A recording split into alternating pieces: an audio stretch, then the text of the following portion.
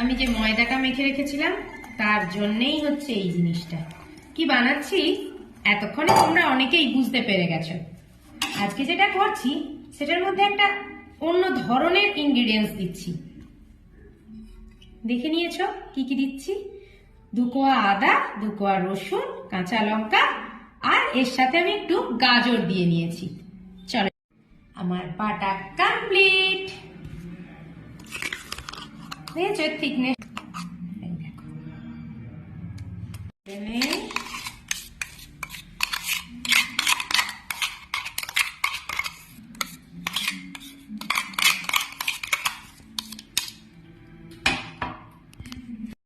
কড়াই দিয়ে নিচ্ছি কিছুটা পরিমাণে সাদা তেল।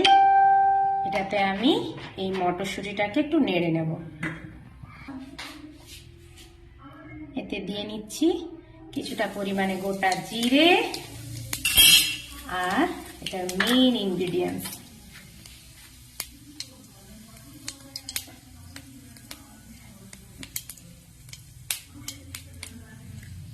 এক চা চামচের মতো হিং। হিংটা জিরেটা ভালো করে একটু ভাজা ভাজা করে নেই। এবারে আমি এই বেটে রাখা কড়াইশুঁটি আর গাজরের যে পেস্টটা সেটা দিয়ে দিলাম।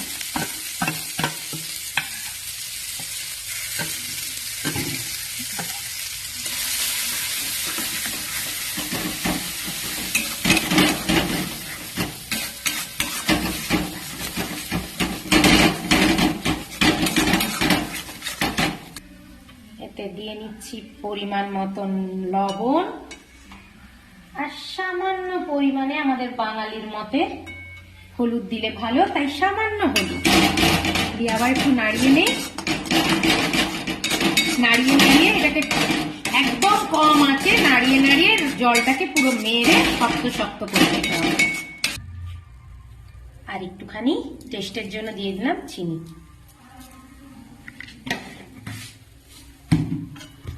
দিয়ে নিচ্ছি সানরাইজের শাহি গরম মশলা। এই গরম মশলাটা যে কোনো রান্নাতে দিলে আলাদা গন্ধও আনে আর টেস্টটাও দারুণ আসে। আমার পুরটা রেডি, দেখো রস মরে গিয়ে একদম টান টান হয়ে গেছে।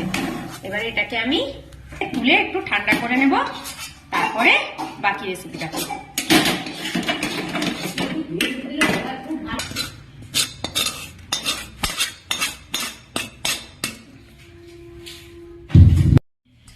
আমি যে ময়দাটা মেখে রেখেছিলাম সেটা খুলে নিয়েছি। এখন একটু থেসে নেই, থেসে নিয়ে এর থেকে ছোট ছোট লিচি কেটে নেব। ছোট ছোট করে লিচি কেটে নিচ্ছি। একটা কেটে নিয়েছি।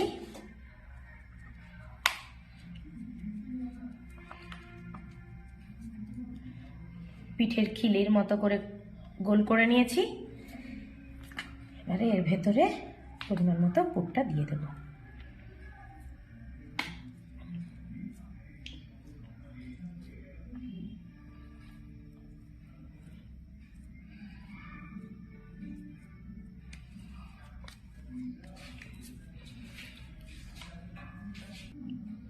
এর মুখটাকে ভালো করে মুড়ে নিতে হবে, না হলে পুরটা বাইরে বেরিয়ে যাবে। এবার একটু ময়দা নিয়ে নিয়েছি বেলনি পিঁড়িতে। এবারে এটাকে বেলে নেব লুচির মতো করে।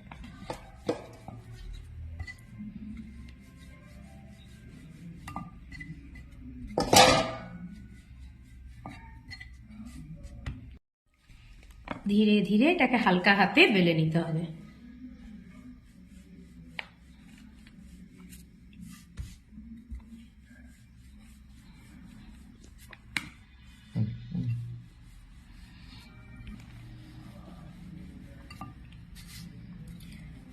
সুন্দর বেলা হয়ে গেছে।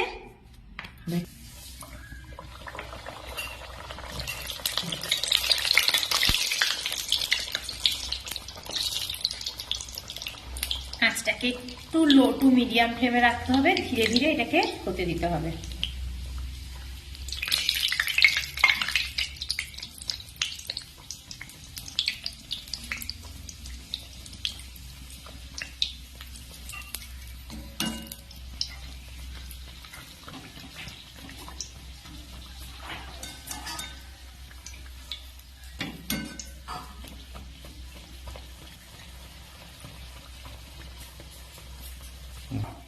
এই দেখো সুন্দর ফুলে গেছে। এবারে আমি এটাকে নামিয়ে নিচ্ছি।